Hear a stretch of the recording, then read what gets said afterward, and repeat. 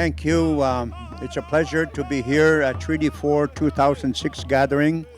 Thank the chiefs that have invited me to be a part of their gathering, and it has been a worthwhile and wonderful experience for me. And the question you're asking of what are treaties? Our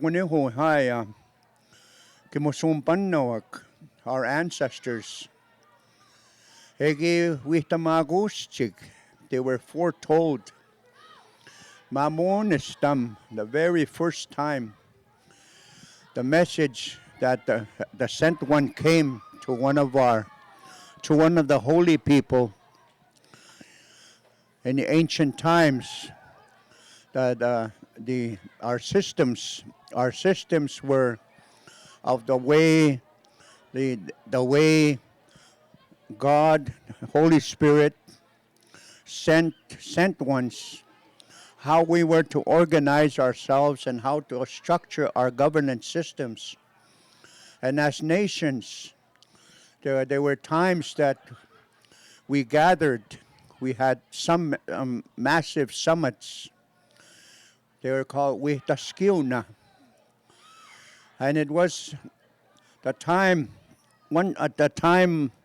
that one was called Wihtaskiun, Gathering of Nations. And it had to do with one spirited person getting an invitation by protocol, spirit to spirit, and early one morning he woke up and he was told to make this announcement that there were going to be Mr. Kusuak, Ewitakwaukuchik, Sonegichikami Kote Mamik. There were going to be the arrival of the first ships, the first ones to become permanent residents on this island that God gave us to be the original inhabitants of this island, gave us this land to maintain and survive from it, and blessed it in such a way that we would never, ever run out of a way for survival. And then there was this announcement that was made that there were these people that each nation were to have families or groups of people to go to the East Coast and to be able to also to commit themselves to stay 3 to 5 years to observe these newcomers. These newcomers that were going to come were a blessing. Kohtawi no we are tamun. To find a place here that is clean, that is pure. Their worship ways required such a place. And where they came from, it was already distorted, destroyed. That it was massive takeovers, and there was chaos, and there was no place that was of peace where they could worship the way they were blessed to carry on their spiritual ways. And this and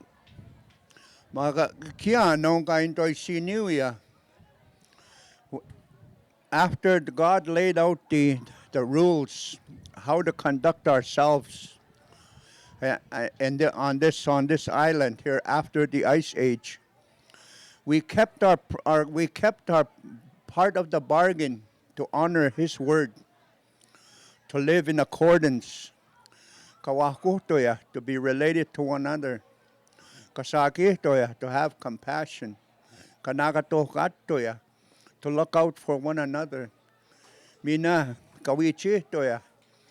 to provide help for one another, so we live in comfort. And we kept our bargain to the ultimate limit, and also to live off the land. Our resources, the way for survival, to come from nature, from the natural resources. Anything and everything that needed to be done. The men's societies had their own governance systems. The women's societies had their own governance systems. There was a balance, equality in both societies. And then there was that time that was to come for departure to, to honor this invitation. And then the message came that the people that were going to go is to go and observe. Because his will, kotawi nauia, is so emgoya. Eguniko ke kawi petakote chik.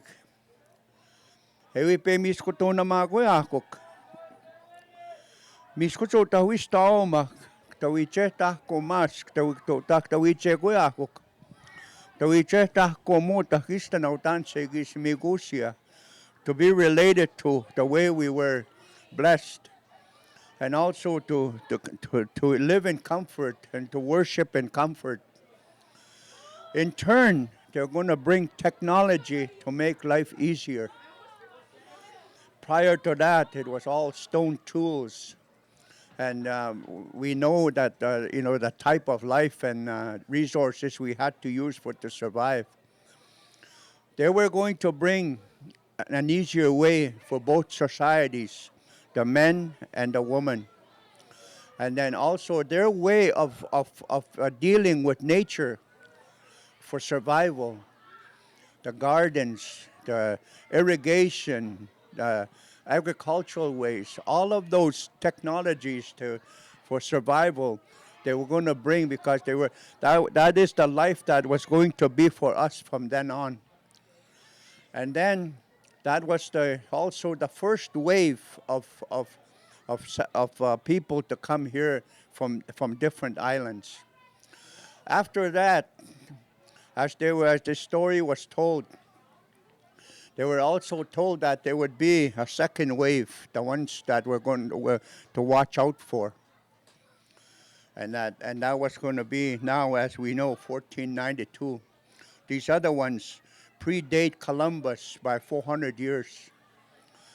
According to history and according to the books that have been written, and then the one to watch out for was the Christopher Columbus and his people.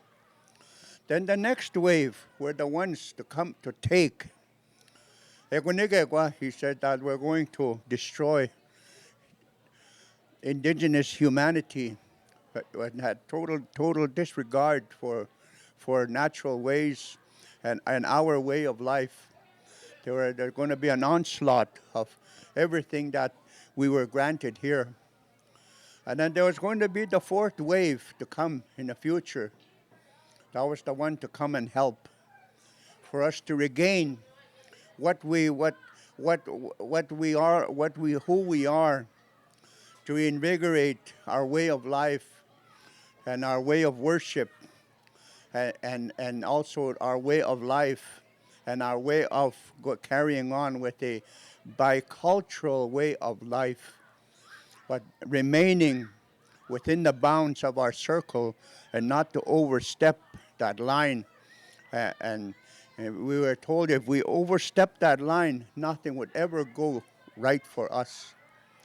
So that was the first contact of a way of life that was given here. And then shortly thereafter, a few decades, then there was and various gatherings took place and summits with Taskiuna took place. And then the ones that's related to this, what's going on here today, was the 1868 with Tuskegee. And then that one took place. All the Western Hemisphere of nations were called to gather. And that place is called today Wetaskiwin, Alberta. Wetaskiwin. That's where all the foretellers, the Puritans, the people that were gifted to be able to look into the distant future were invited to educate the present leadership and the future generations of what was going to be transpiring. And then that's where they were told to prepare themselves for the ki chi we taski win. Ki chi we taski win egwa egwa agaya shu. Mr. Shu, the people that came by boats, the ones that speak that foreign languages that are from different islands, we're going to want permanent and residence and permanent use of lands. And that's when the so okay chitao ga wa e kuni ko ga okay chomi go suok where protocol was done for them to have the ceremonies to, to foretell, to educate the public, the leadership, and the elders of what was going to transpire. And that's when these kichasotama, when you know, a vow had to be taken. He said they were instructed that you were not to bother with your taking a vow. He said they have to be, position yourselves in such a way, structure yourselves in such a way that they take a vow to honor all of what the way we were given to live on this island, and that they were he said, use your ceremonial ways to make this arrangement. Ki chui taskiwin. That's where the term called asotamawin or tasotamawin. Ki chogimasko o tasotamawin. Ki chogimasko egi hasota. Ka ki ge eksuma ki tespike. Egum ekse gi se kakeskimi chikoge. Ki musumpanno kwiwa. Chike mo kinanahitamok. They adhered to these holy messages and also followed through with them. And then that's when now they knew now when the Queen's messengers started coming around. And that's where they gathered in their original. And after the week Tuskewin, they went back to the original places. Like here, where you are now, people would come back to the original place. The groups. Our people came back to Battle River territory after that. And sure enough, these agents came. And these agents came where we call Treaty 1 territory. And then from there, messengers were given tobacco to go to the other nations and to invite recorders. We can usually use that term today. People that were had a natural memory to be able to go and observe what was taking place. And then they would move on into the next one. And then they would come home and report and then go back. And that was our way. And then as each territorial groups of people met and then move on to the next one. The next ones made it stronger. The next group would add this. The next group added this about land, about education, about water, about all natural resources. And then Treaty 6, and then Treaty 7, Treaty 8, Treaty 9, Treaty 10, Treaty 11.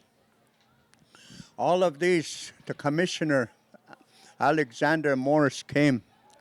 He was put to test a lot of times because of what transpired in 1868.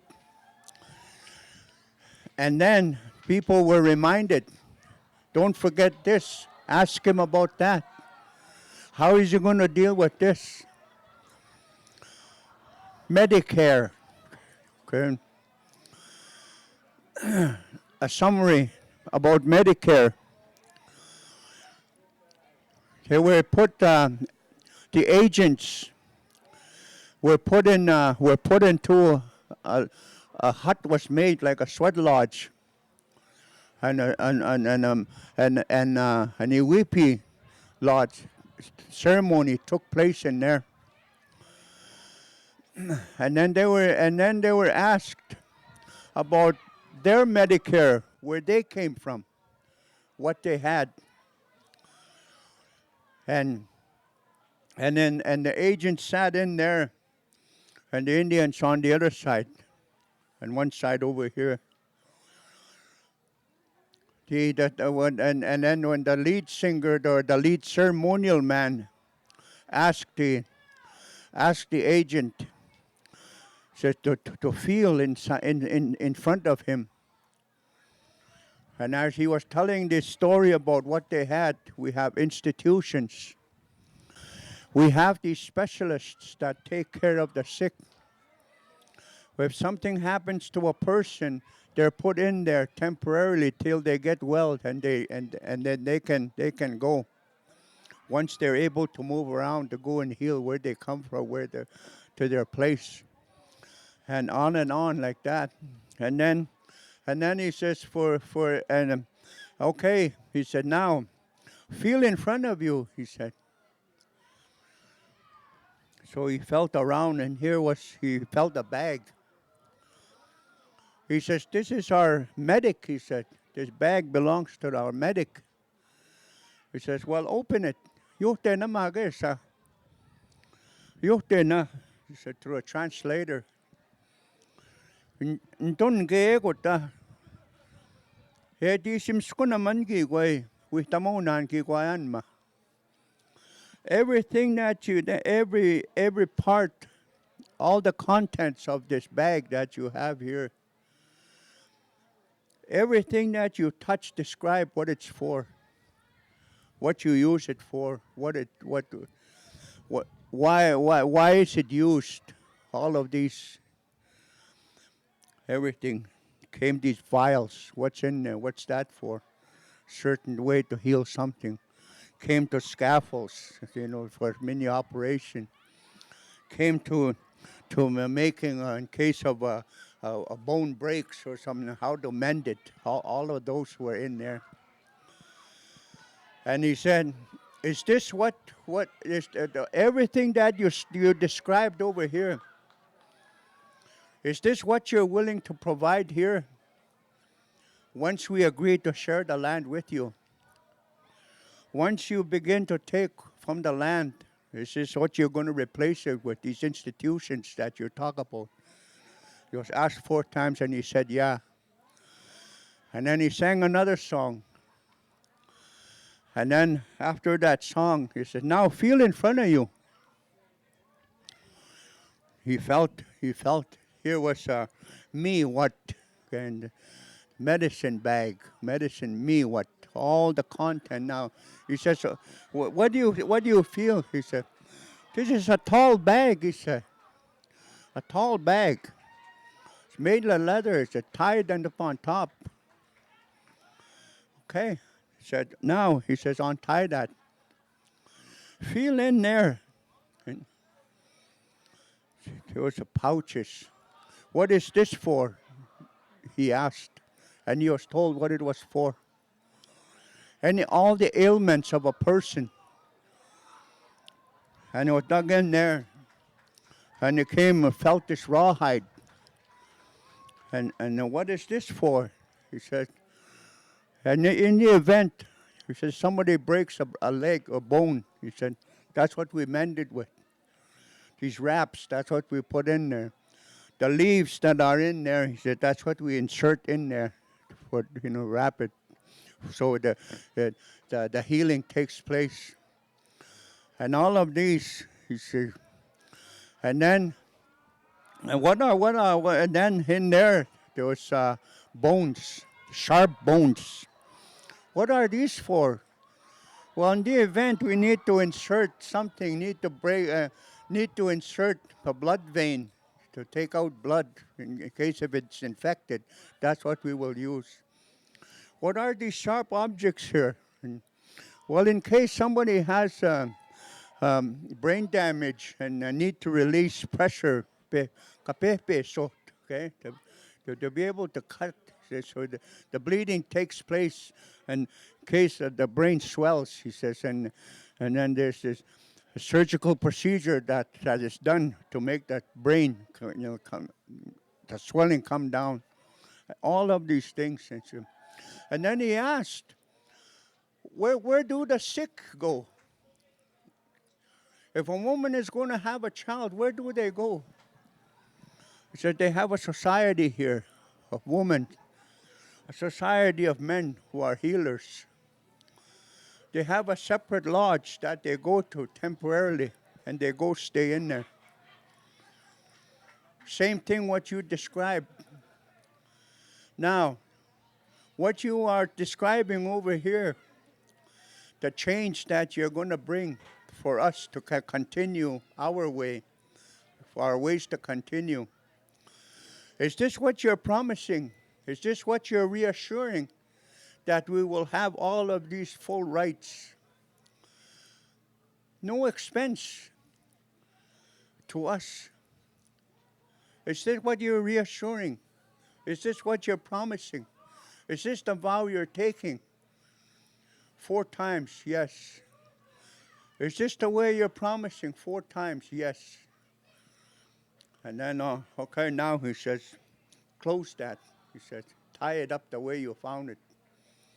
And then the ceremony took place. Again, he sang his song. And after that song, he said, and then the flap was opened. And to the commissioner's surprise, there was nothing in front of him. That's the way they reassured our health care would continue. Because we shared the land.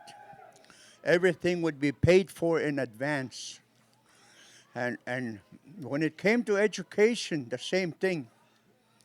The same kind of VP took place of them telling of their intellects, of their professional people.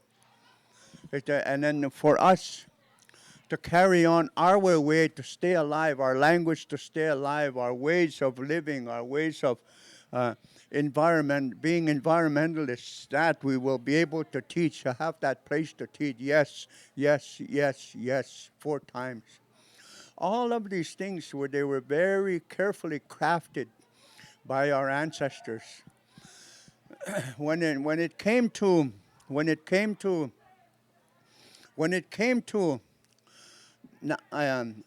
the cost of these, who's going to be burdened for the cost of these things, the way you do business, the way Hudson Bay does business. Miskotungan, the trade item was going to change. It was going to be called Suniao. Osaw Suniao Osimsa, gold.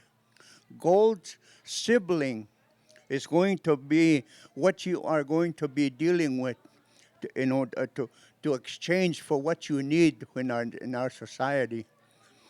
And that's going to be generated from the land. And a part of it is going to be yours. Now, when it came to Treaty 6 in Fort Carlton, Alexander Morris was asked. That's when it caused him to go back to Ottawa. Eoguma, he says, kitasotamun, your vow. Our way, the way was given, this island, created in such a way, never to run out of resources for our survival. How are you going to compare that with Miskotungan, with the trade item, Sunyao? Miskochegaiwi says, for us never to run out for our way of surviving. He couldn't answer. How? He says, we'll discontinue discussions until you're able to answer that. It caused him to go back to Ottawa. According to research now, they met with the Queen's Council, the lawyers, and Minister of Finance. So most likely had to do with finance, and that's when they came back that they were going to put in the implement the Indian trusts for us. And then he came back. What you have now, you will have then. What I promise is on top of it. Kung sumewis takot na magawin, ikaw ikasyo kanong tepain, kaya na isiniwin. What we will do is what we take out of the land. He says a percentage will go into a house for you, a building for you, for the future. And that you will never run out of resources for you, for never run out. To guarantee that never to run out of these. Once that all these deliberations were finished, just like the other nations, indigenous nations, what did they use to affirm this? How long to last? Skopisim, as long as the sun rises, sun shines.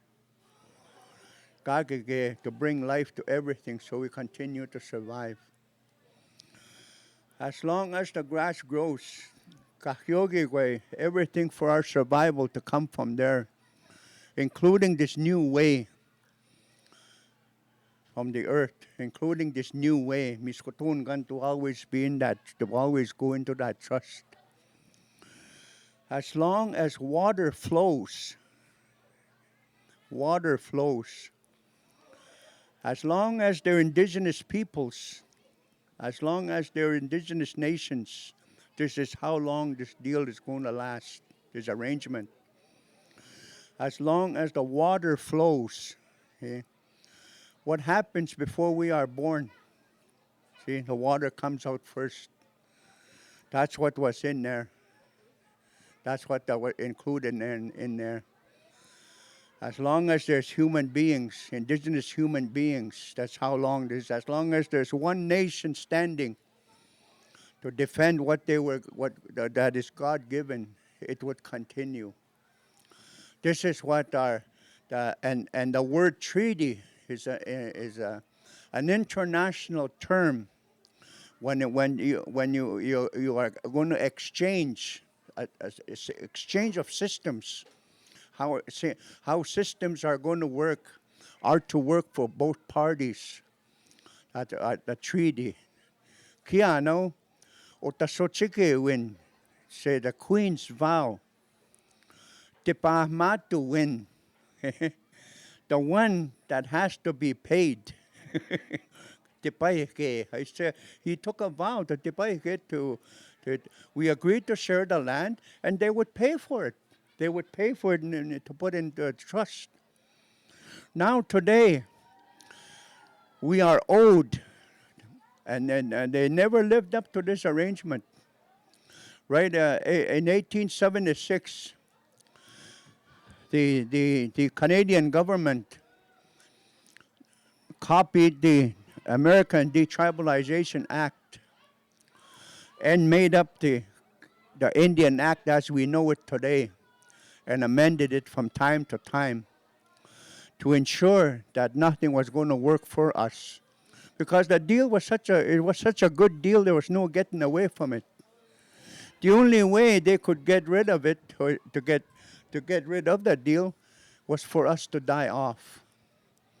Yes, stop way, that happened. 1850, we were 25 million Humuta in Canada. Today, we're 1.7 million of Indian blood people. 800,000 3Gs 1 to 11. Okay, people to be paid. And then came this recently, The way to get rid of it now, first by war, by disease, by war. Now, the next one, a modernized version, was assimilation. Then assimilation by administration, self-government. That's when again people went back to their ceremonies. The old man that conducted the ceremony was given again protocol. This one group of people wondered what to do. Do we take this writing the way it is? Do we accept it? Or do we examine it first before we, through our ways, before we take it? It sounds good. It's coming with a lot of money. It's coming. There's a lot of money that's going to come if we accept this. Our people are going to be employed. We're going to do well. Magai says you have to sacrifice, surrender land. You have to give up the land. What are we going to do? And then that's when the ceremony took place. Next morning, that elder invited the leaders. How? He says, I was taken, he said, to this place. On this side, he says, there was fog. Dark fog, like a dark, smoky fog, he said. And then behind that fog, he said, I couldn't see. But I could hear this metal doors opening. He says, it would open. Then it would be shut and clang. And then again, he said, something would squeak. And whoever it was, he says, that showed me this was standing behind me here, behind my shoulder here. He says, I couldn't see. Every time I look, he said, his hair blew just like the wind, he said, blew his hair in front of his face. I couldn't make out his stature, he said, the way he was dressed. In my mind, he says, I'd like to see what's behind this cloud or behind this fog. Sure enough, he says, he walked me through it. And as he was walking me through, he says, if you accept this paper that's coming from Ottawa, he says, this is what's going to happen to you. And there's an indigenous nation. This is what's going to happen to you. He said, I saw leaders over there coming, he says, one by one. Groups, he says. They had their papers. Then there was this doorkeeper. He said they would get to the doorkeeper. He said the doorkeeper, that's what I was hearing, he says, would pull that handle. He said it squeaked. He would open it, he said, the door squeaked. And then they would all go in there, he said. He'd close it. He said it squeaked again, clanged, he said, and then again closed it. He said it squeaked. He said,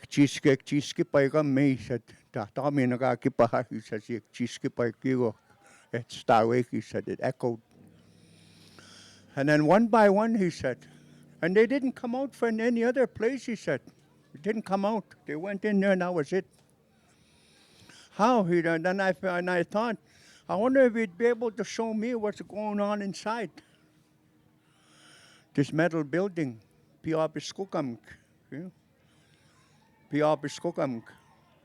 was a little opening, he says, on top, just below the roof, he said. That's where I was taken, he said, to look in. And here was this group that just came in, he said, and the door shut behind them. They started walking, he said, and there were like officials in the corners and on a side sitting. They would take their papers to this one, he said, and then no. Next one. Same thing, no. Just shake his head and no. Be waved over. Next one. He says when they finished their circle, he said there was a stairway. He said they had nowhere to go except through the stairway, he said. And then when I looked down, when I was told to look down, he says, here there was people were walking, he says, round and round and round, he said. And I could hear children, women, men crying, he said. Here are these leaders, he says, and their people just wandering around, he says, no place to go. He says, how? If you take the white man's papers today, he says, this is what your life is going to look like in the future. He says, your arrangement, if you make your arrangement with these people, that's what's going to look like.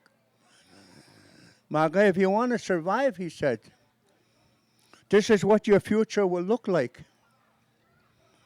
I was standing again where we were before, he says. This cloud, he says, it's just like it got thicker. Now look over here. What we're hearing right now, he described. He says, drums, children playing, sounding happy, dogs, odd dog, horses, I could hear them calling, men singing, hand drums, games. I could hear those game songs going on, people happy. I saw and when I looked, he said, it was just so bright. He says, trees, beautiful looking trees, the grass green, he says, and then there was along a lake and a little stream, he said, so beautiful, birds, everything, all the natural sounds that a person can imagine, he says, I could hear them. How? That's where I was taken, he says. Again, it led to a nice path, he says. Came to this opening, he says, we could see a great big teepee here. How? Kaya na isiniwin. Into kami gagimi gawin. Ewan mo ka natamo to taman.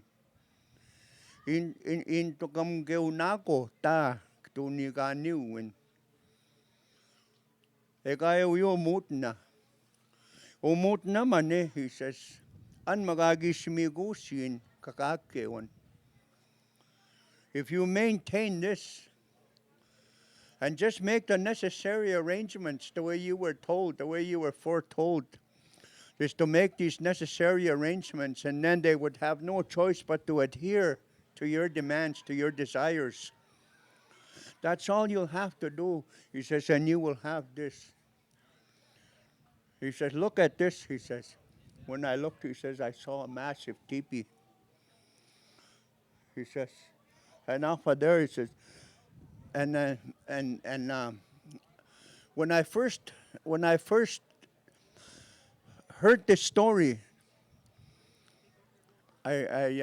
following September, I was invited to come to Treaty 4.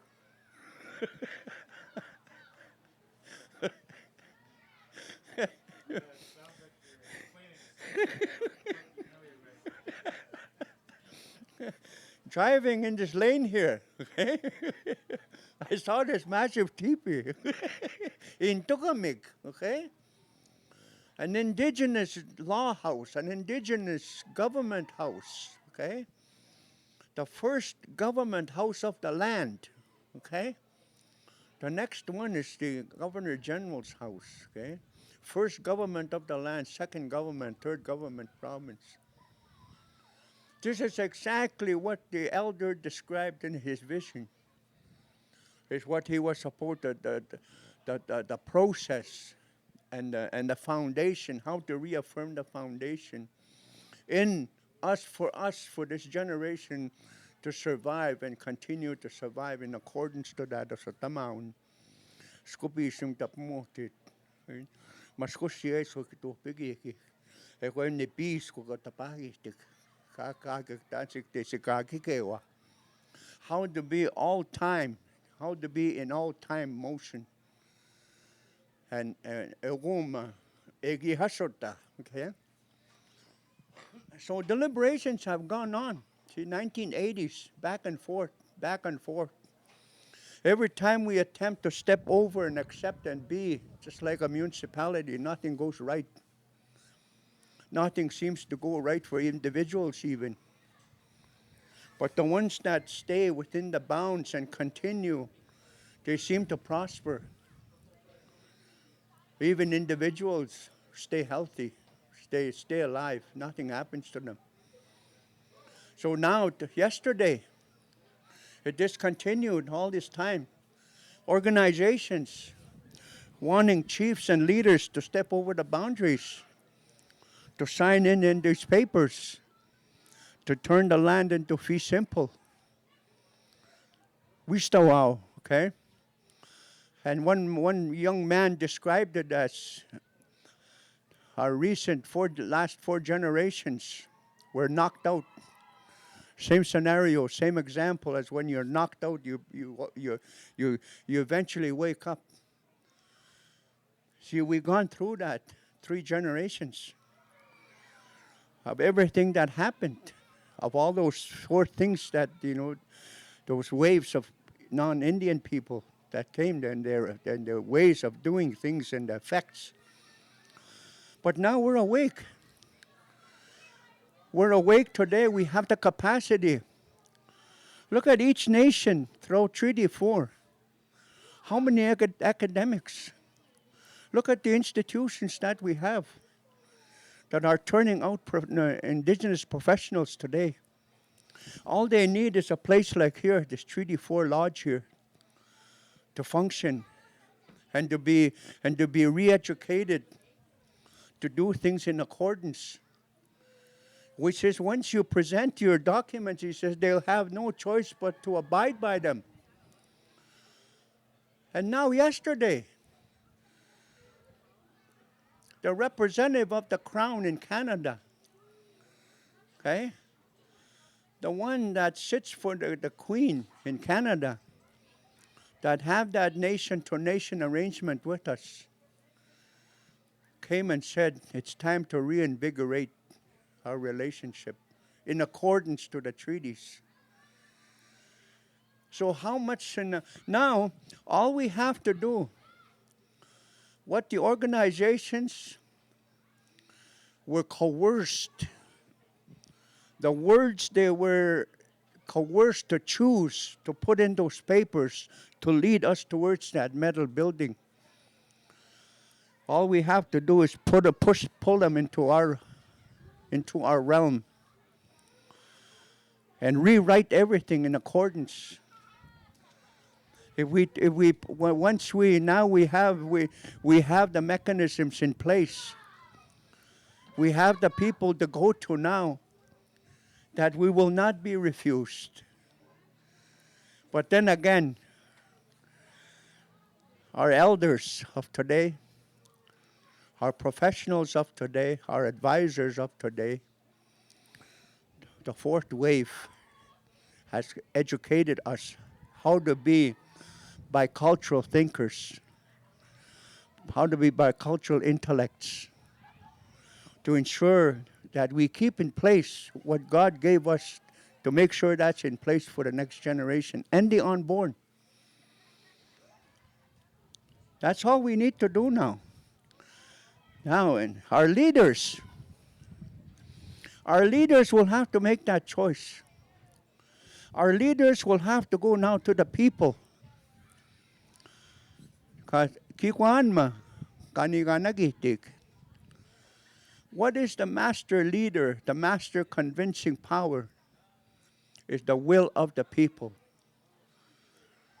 The power of the spirit of the people.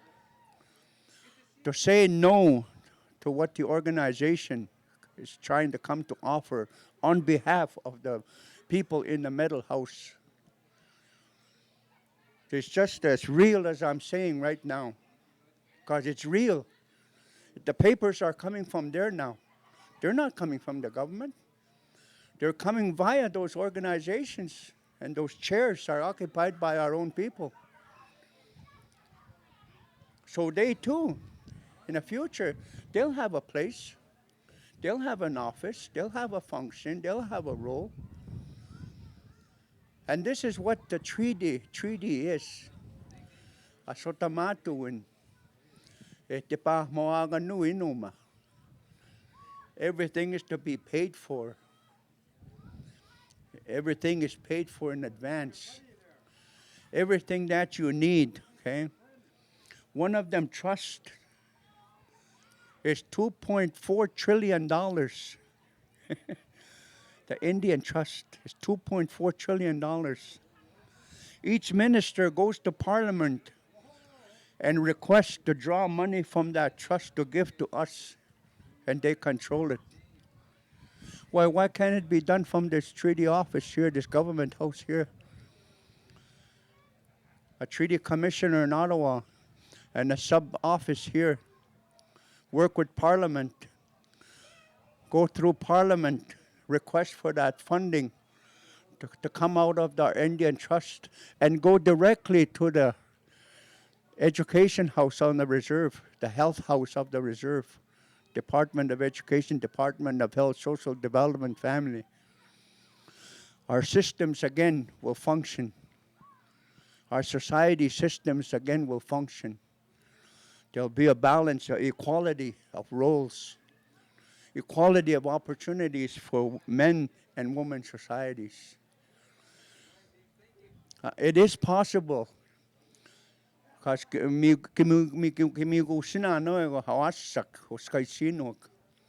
that have the capacity that can function in those roles. And then they come from spirited foundations. Whether if it's Krishna Wisakechak, the lodge he built, okay? Or the church that Christ built. Both worship ways go hand in hand. And if we follow those worship ways, there'll be true accountability. There'll be true transparency. Aiskakustamok to break the great law. If you break the great law, you pay for it. And if you don't, your partner, your children, kushima kichapan, or something happens. I don't joke. We have that understanding. For me, I've learned enough in the last 25 years of how we can be successful again as nations, okay? As tribal governments, to have to continue with a nation-to-nation relationship. And everything's in place because our ancestors put it there. The Spirit helped them put it there to ensure that we would have everything. I want to thank you for asking me for this story.